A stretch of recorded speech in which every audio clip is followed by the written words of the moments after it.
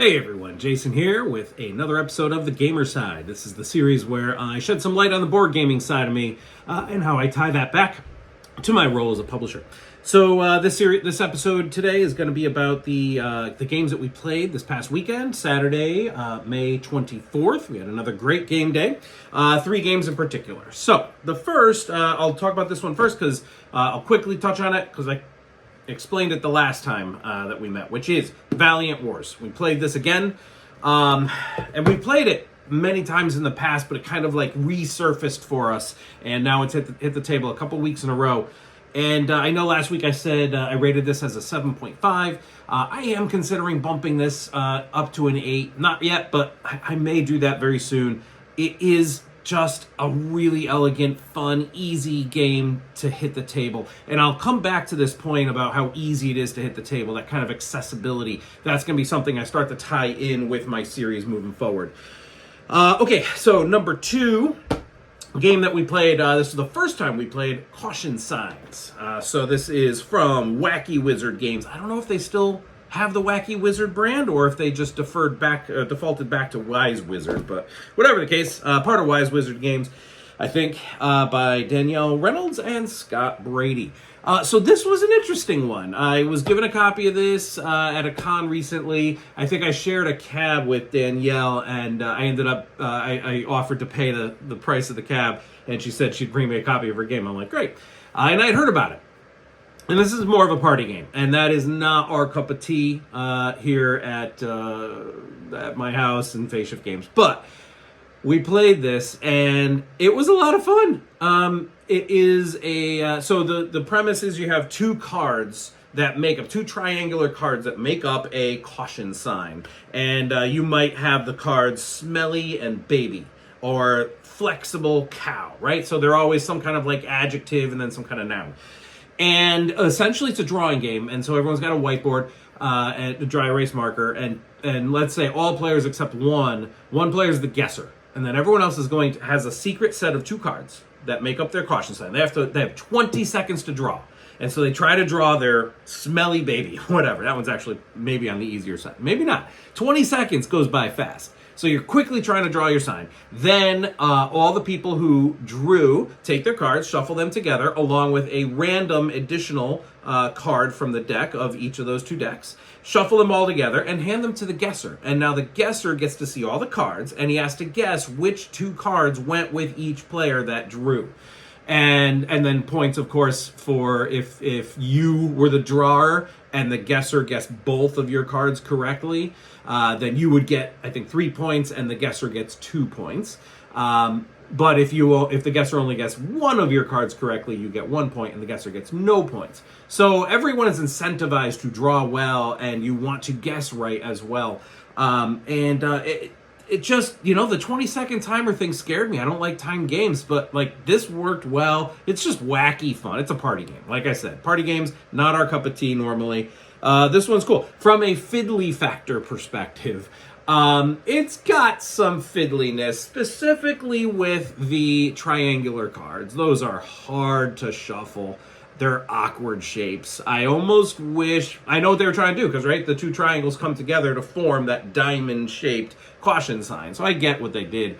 I almost wish it was 2, like, square or rectangular cards.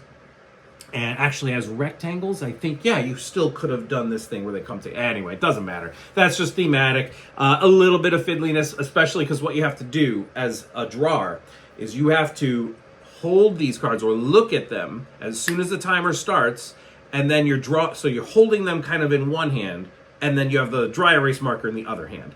And then with the dry erase, you're drawing while you're supposed to still be holding this. I don't know if that's intentional, but that's what the rules say. 1 hand to hold, 1 hand to draw.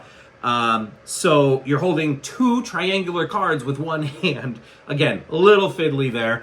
So I would put the fiddly factor as low fiddliness, but not none. And my rating for this is a 7. This is a good party game. I'm going to keep it. We're going to play it. We'll enjoy it. It's not the kind of game that's going to be long-lived in my house, but for now, that was great. We'll enjoy that. All right, and then moving on to the 3rd game that we played was Clank Legacy, and we are in Season 2 of Clank Legacy. and we're, I don't know, maybe getting towards the middle half of the game. So I want to talk about Clank Legacy. I mean, Clank in general. Clank, for me, is one of my top 5 games of all time. I don't know what I may have rated it as probably a 9, I think. And then Clank Legacy Season 1, I would say, was probably a 9.5. Fantastic experience. Takes the elegance of the game Clank, brings it into a legacy environment. Really cool things developing as the map gets built out. You have stickers. You're putting stickers on the board on both sides. Like, I don't want to give anything away, but you're developing your character, kind of. It just was I've played a lot of different Legacy games at this point, and Clank Legacy, I think, was my favorite of the Legacy experiences that I've experienced so far. And that was Clank Legacy Season 1. 2 days ago, Saturday, we were playing Clank Legacy Season 2. And I think I have to give Clank Legacy Season 2 a 10 out of 10.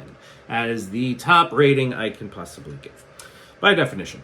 Why? There are certain games, I'm not going to say it's perfect, although it's damn close. There is, I think, one niggling point, which I'll get to, but I was trying to think to myself, like, how do I define a 10? Because I don't believe that anything can ever be truly perfection. But it doesn't have to be. I think there's an implicit threshold that if it reaches that threshold, it is a 10 by definition. Anyway, Clank Legacy Season 2 takes what Clank Legacy did and amps it up even further. I can't give away anything. I don't want to do spoilers, but it is such a pleasure. It is such a enjoyment factor, satisfaction factor with everything that we discover, and we're still unlocking new systems that it's like giving us. And I always get scared with new systems. Like, okay, is this going to start to get fiddly? Is it going to start to get cumbersome and overwhelming? So far, no.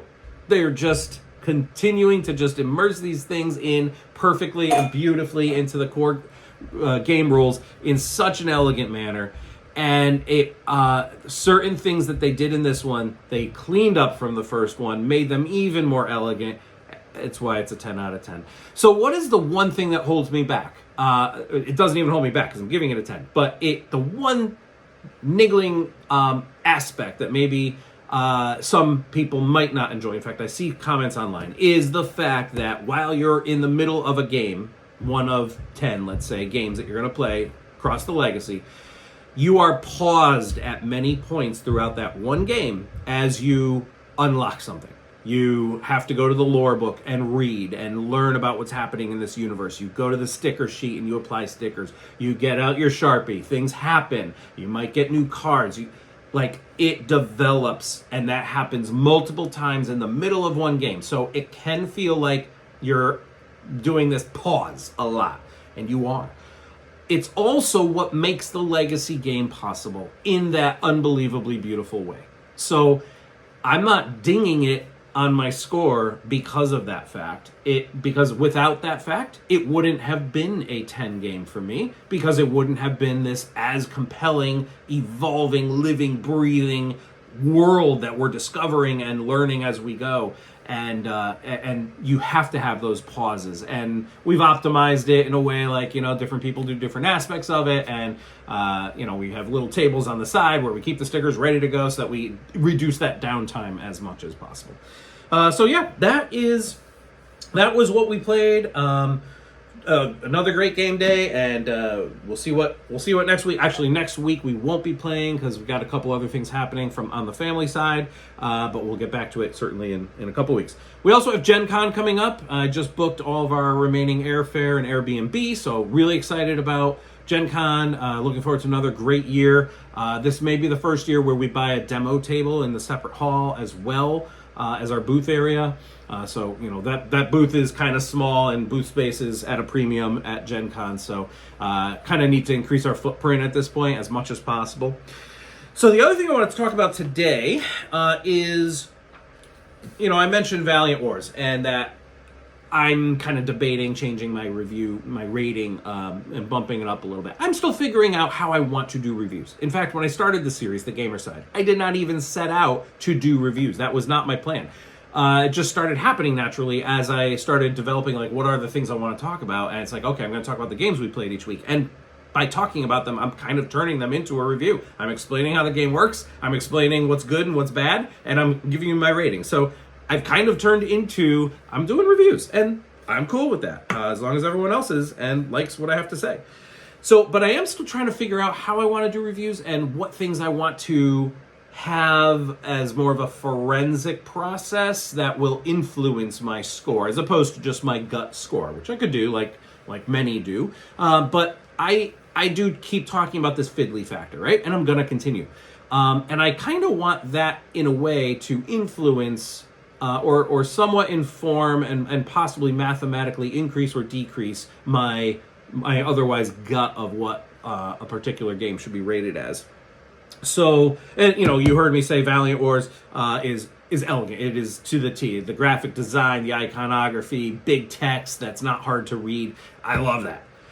So what are the other things that I'm going to try to incorporate into my reviews, things that I might try to incorporate into my score, which I'm still figuring out. So let's talk about the fiddly factor a little more. The fiddly factor for me is probably going to be split into two chunks. The setup, the game setup, and how fiddly is that, and the gameplay.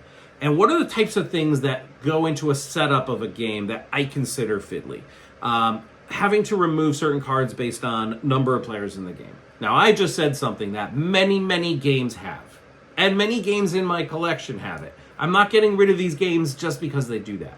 I am simply saying, for me, that does get in my way a little bit. It's annoying. I don't like having to sift through a large deck of cards looking for the little icon of the number of players.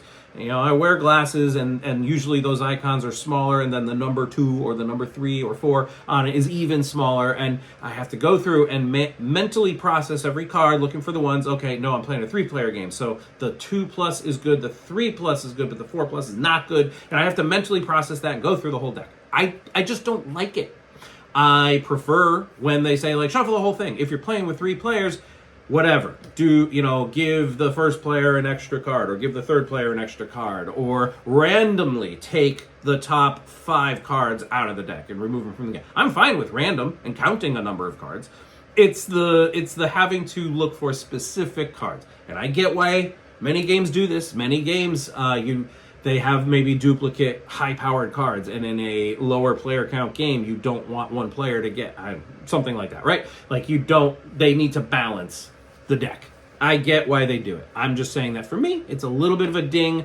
It will increase the fiddly factor.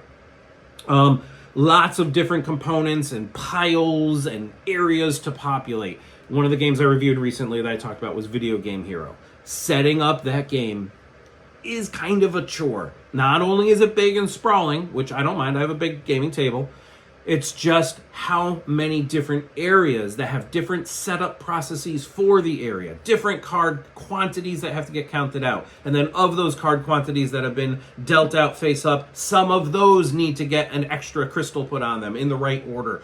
And then you just have another area that works differently. It's a different deck of cards with a different number face up. And then another area with another deck of cards. And then you got the super goals. And by the way, the super goals are made up of 4 or 5 small decks. And you need 1 from each. Or in some cases, 2 from certain of those. And then they all get, so then you're randomly dealing those out. And then you put them on the table. And those are your super goals for the game. It's just a lot of fiddly setup. That's just to set up the game. And just in general, multiple tedious tasks, which may just be another way of saying what I just said. But those are the kinds of things in the setup of a game that, for me, get in the way. That will contribute to a fiddly factor score. And that's a score that will be alongside my review of the game, because I might still absolutely love a game, even with all that fiddliness. But it's something I pay attention to, and I want to put out as part of my review series. I will have a game review and rating, and I will have a fiddly factor. So the setup. Now, gameplay also can have fiddliness in various forms. Lots of different edge cases, or having to remember and reference rules constantly. And this one's a double-edged sword for me because there are games. My favorite game, as I've said for a long time, is Xia. Well, Xia is a big game. It is a complex game. I do have to reference the rulebook quite often on that one. So while it is possibly my top favorite game, it's certainly in the top 5, it also is going to have a decent level of fiddly-factor for me. Now, that may or may not take it down from being I don't think I've rated that one, or it's been many years, so I don't remember what my rating is. But my point is, yes, there's some fiddliness there, but it can still be one of my top favorite games of all time. So during gameplay, I do have to reference that rulebook a lot. If there's a lot of edge cases, this actually gets in my way more than just having to reference the rules a lot. I read rulebooks all the time. I have a pretty good memory for rules, and if I have to reference the rulebook, I have a good memory of where that was in the rulebook, so I can quickly get to it. But what drives me nuts is lots of edge cases. If there's like, this is the way this thing works. Oh, but if you're the first player and you had your pawn over there, then it works this other way. Or you have to do this other process. Or remember to add an extra +1 or something like that. Just edge cases. Ifs, like if in this situation, then, this other thing happens that's more obscure. Not only you got to reference the rules, but just you have to even remember that there was an edge case. And that, I think, may be the key thing there. That if you forget that edge case exists, well, now the game is technically unbalanced, and that edge case was there probably for a reason. Maybe it could have been engineered out of the game design, but it wasn't. They put it in, and they probably put it in for a reason.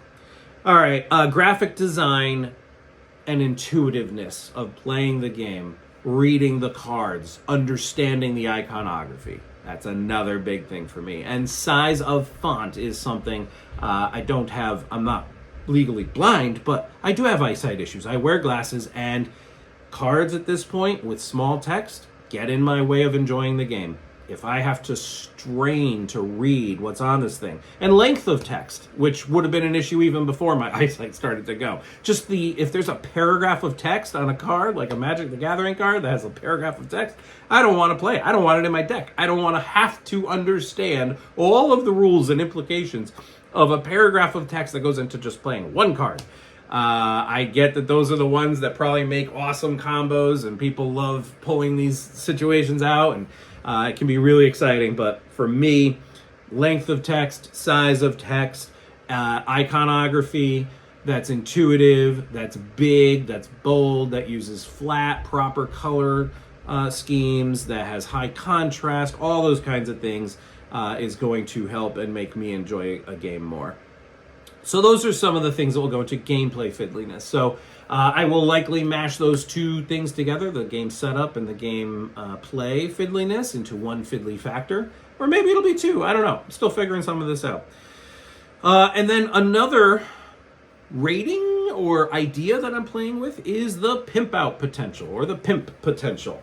I pimp out my games. I'm literally sitting here right now next to a bunch of little plastic containers of metal coins. These were from the Game Crafter. They ran a Kickstarter for 5 different kinds of metal coins.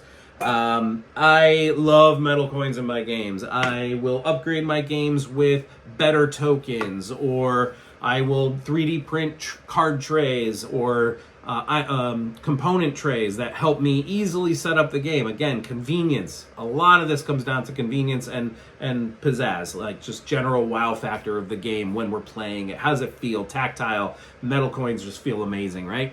So it's something that I love to do, and so I think it might be fun as I review these various games. What are the pimp out potentials? What are the upgraded components I could do?